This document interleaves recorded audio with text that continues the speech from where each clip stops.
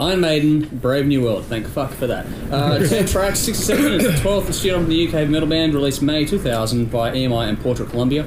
Produced by Steve Harris and Kevin Shirley. Recorded at Guillermo Tell Studios in Paris. 2 singles were released: The Wicker Man and Out of the Silent Planet, taking number 7 in the UK, number 39 in the US, number 33 here at home, and charting again quite well across Europe. This album ended up going gold in 8 countries, including the UK. This is the band's first recording as a 6-piece, with both Adrian Smith and Bruce Dickinson returning for this one.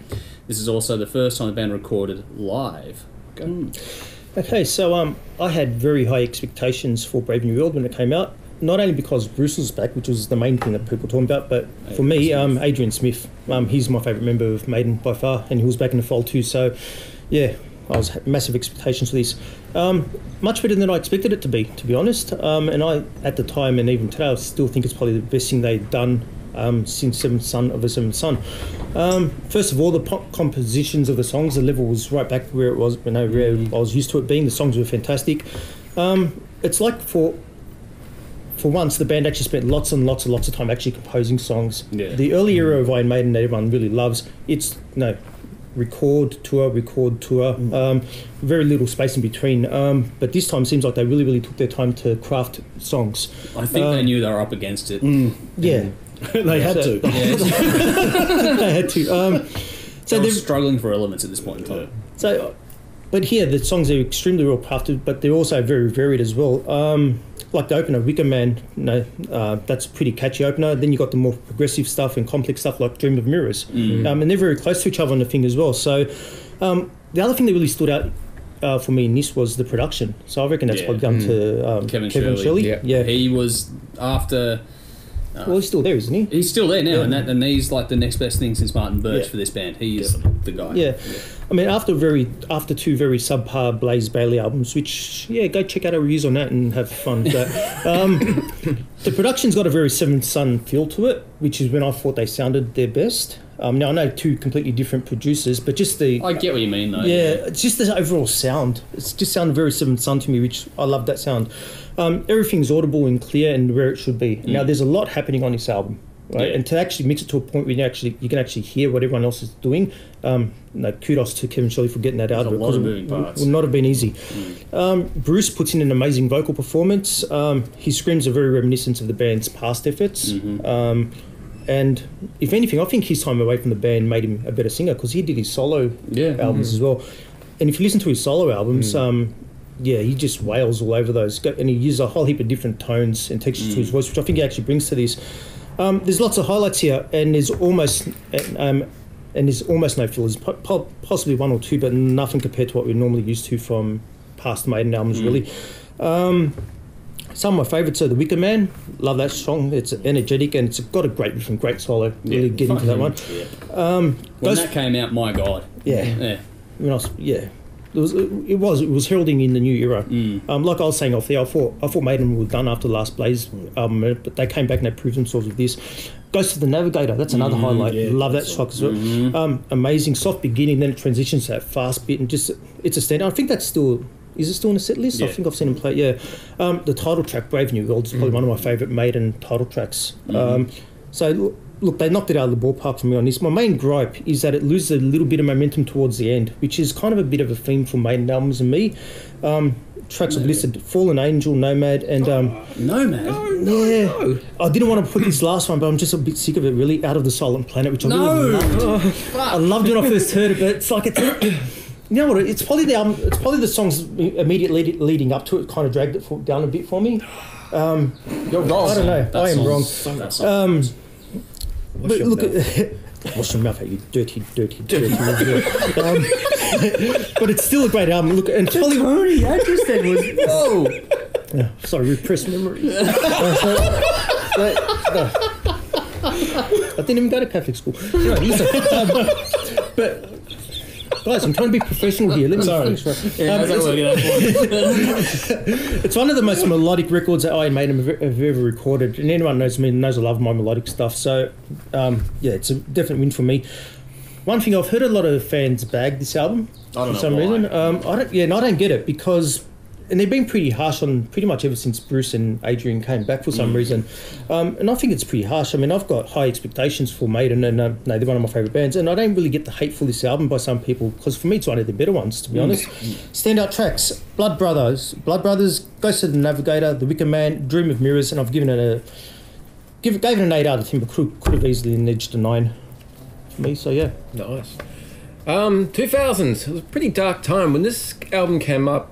I'd pretty much given up on finding any new metal bands that I like, because it was all fucking new metal and rap metal bullshit and heavily detuned 7-string guitars, and I've been backtracking over the 60s and 70s bands because I'd just given up, apart from finding prog metal, which took me onto a whole isolated world in the corner. Which he's still stuck in, by the way, folks. Yeah, nothing wrong with that.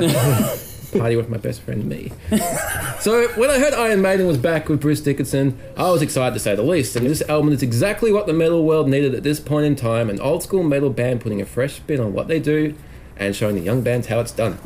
Fantastic songwriting, performances, and a great flow to the album, plus its obvious growth. This isn't the same band that gave us the albums from 1980 to 1992. No. We'll just forget the Blaze era. In terms of lyrics, there's a lot of growth on the songwriting, there's social commentary, heavy metal anthems, and some mythology. It's a that's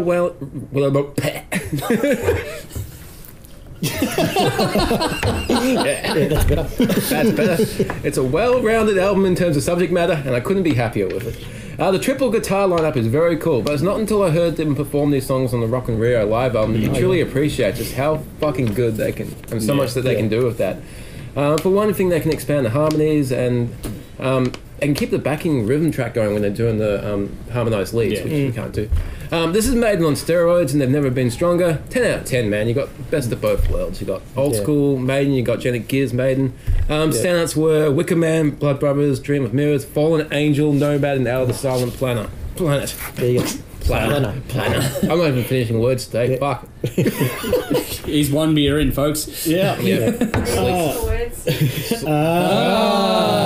word play by Nicky. I had basically given up on Iron Maiden by this point, and I didn't check this album out, I reckon, for 3 years after it came out. I bought this thing the day it came out. Yeah, me too. Yeah. I'd given up. I'd completely given up. And I think, when was it? 2000. So before you would sort of get bombarded with things online, it's sort of... This was all print media. That wasn't really before. So I skipped it and didn't listen to it until one day I saw the Wicker Man on Rage or some shit, and I went, hang on.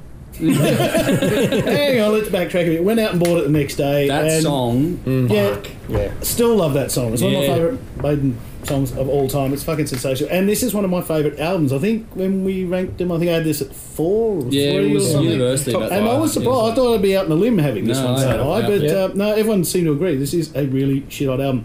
Songs are strong. The sound is back. Whatever the magic is that is Iron Maiden is back on this album, and I missed it dearly. I give this a 9 out of 10. The highlights to me: The Wicker Man, Ghost and Navigator, Blood Brothers, Fallen Angel, and Out of the Silent Planet. Yes. Nick, you're going to be outnumbered here. I'll tell you that right now. The band is back together. A big hearty welcome to the human air raid siren known as Bruce Dickinson and the guitar master Adrian Smith. What a difference those two elements make to this band. The difference in this album is made even more stark when you realise that some of this material was actually being worked on at the same time as Virtual 11. Well, whoa. Yes. Thank God Blaze by someone else in a different room? No. It's stuff that was being worked on at the same time. Jesus. Okay. God. Work that one out, folks. I would have loved to have been a fly on the wall for the conversations around the lineup change, though. Yeah. I would have loved to have been there to hear those conversations, because, damn, they would have been intense, I reckon. Bruce goes over it a bit in his book about the meeting with Steve Harris, so they do it very confidential, so nobody knew it was happening. And then Steve had to go and tell Blaze that we didn't like you anymore. It wasn't it Bruce that said, hey, if I'm coming in, bring Adrian back in as well? Something like that? It was, I'm pretty sure it was a deal that had to be that if one came in, the other one had to come in too.